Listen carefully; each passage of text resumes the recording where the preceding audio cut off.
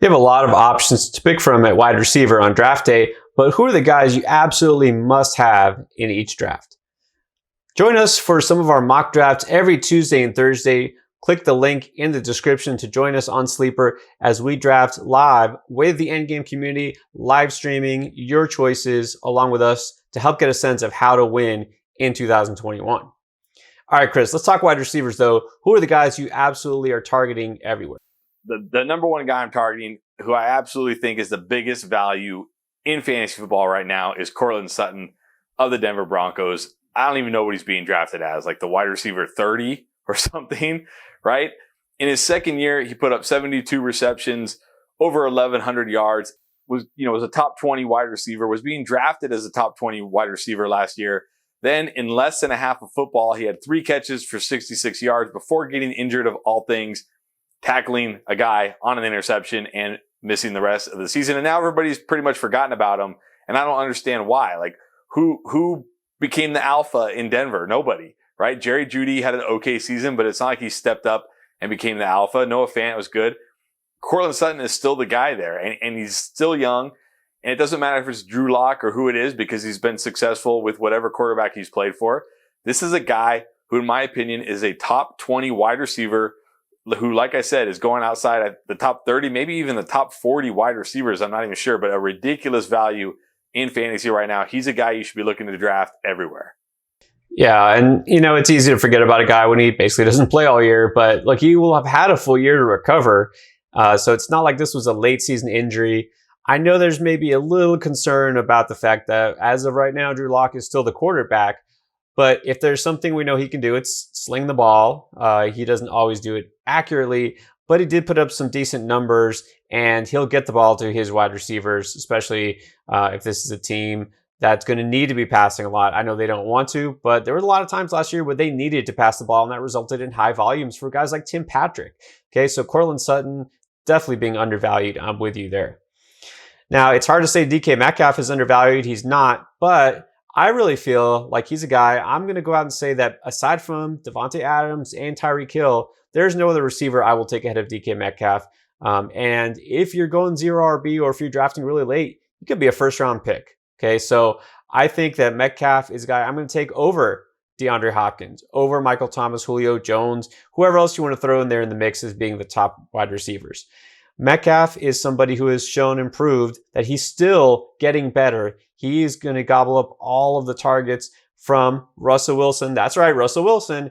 I have no concern about him leaving Seattle. They're going to figure it out, right? No team's going to be able to make a deal and sweep him away from Seattle. So he's still going to have Russell Wilson, and he's going to have a motivated Russell Wilson because he obviously wants to prove that he is one of the top, if not the top quarterback in the league. That's his mindset. That's what he thinks. That's why he's upset. So I think we're going to see dangerous next year, and Metcalf is going to be the guy who's the beneficiary in his third year.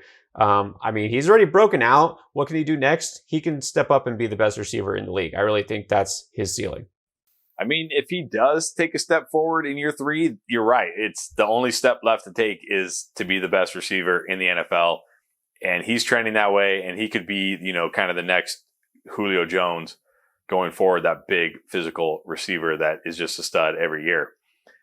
And then another guy who's a stud every year, but nobody thinks is a stud every year, is Keenan Allen. Every year, just puts up wide receiver 1 seasons, has great week after great week, and then the draft rolls around and nobody wants to draft Keenan Allen. I mean, he's been going in the 4th, 5th rounds of all our mock drafts for some reason. And to me, that's a must draft spot for him. You have to grab him there.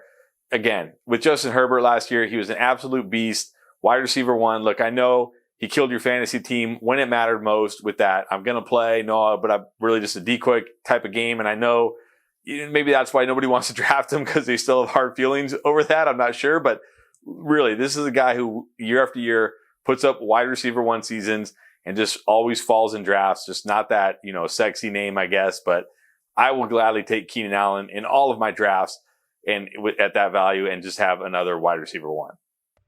Yeah, he definitely is underappreciated. Look, let's not forget that Justin Herbert was a rookie last year. Really good quarterback. He's only going to get better.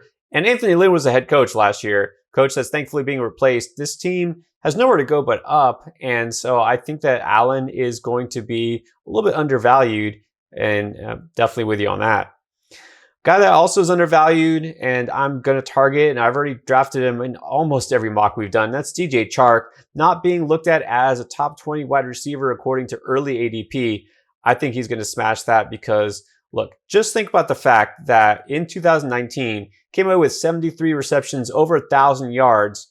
That was with Gardner Minshew at quarterback, right? Gardner Minshew, the 6th-round pick, who was thrown into the lineup, thrown into the fire basically because, well, they didn't have anybody else right behind Nick Foles. Remember that whole thing in Jacksonville? Okay, so now that they have a guy who's been declared as one of the best quarterback prospects in the past several years, and that's Trevor Lawrence, just think, what's Chark going to do? Maybe get a little bit better than last year and the year before? Okay, so I have no issue with a rookie quarterback in this case. Chark is going to easily eclipse 1,000 yards. And let's not forget that behind him, there's just not a lot of depth. Okay, guys like Keelan Cole and Chris Conley, they're all free agents. They're going. All right, Chark is going to be the number 1 receiver. Chenault is a nice target also, but Chark is going to be the lead guy, the deep threat. So I'm targeting him everywhere. I can get him as a wide receiver 3 when I think he's really in fantasy going to be a wide receiver 2. Yeah, Chark was a guy who had a lot of hype going into the last year, fell flat, disappointed, and now everybody's kind of off him. But I think this is the year where it definitely happens for him. This is the year to be drafting him.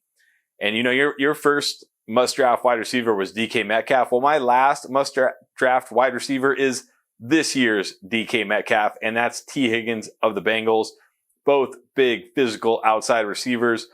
And both, if you look at DK Metcalf last year, there's people who are kind of like, yeah, I think Metcalf will be okay. He was going in that 5th, 6th round, and he became an every week top 5 wide receiver. Well, I think that's what we're going to see from T. Higgins this year. He's going in that 5th, 6th round range. He's got Joe Burrow. Even if Joe Burrow misses week 1 or week 2, whatever, you live with it. He'll be fine. He was okay last year without Joe Burrow. But once Joe Burrow comes back healthy, I think we're going to see T. Higgins put up a monster sophomore year, something similar to what we saw from DK Metcalf last year. And he's also going to be an every week top 5 wide receiver in 2021. So draft him wherever you can. Yeah, once again, I have to agree. T. Higgins is being a little bit undervalued here just because I think people are worried about the Burrow injury. And look, maybe week 1, he doesn't go off. So what? This is a guy you can draft as a 3rd, maybe even a 4th receiver, depending on your league. And he's absolutely going to deliver weekly value. This is a guy who's got the size to be a red zone threat. He's proven that he can go deep also. So gotta love some T. Higgins this year. And then my last pick, going out a little bit on a limb here because we're talking before the NFL draft, early returns on these mocks. But you know what? I have no idea where Shaquan Bateman's going to go, but I don't care. I think I'm going to pick him pretty much wherever I can. The more I watch him on film, the more I think this is the guy who could be the top receiver in this year's draft class. I felt the same way when I watched DK Metcalf a couple years ago, and a lot of people were off of him because they thought, well, all he does is run straight.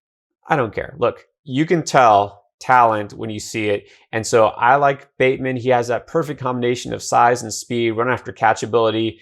And don't forget, this isn't the guy who got the luxury of playing in the SEC. He went played in Minnesota, and he helped that team be successful. So I'm going to go with Bateman wherever I can, especially if I'm doing some early best ball drafts where I can grab him before he has a landing spot.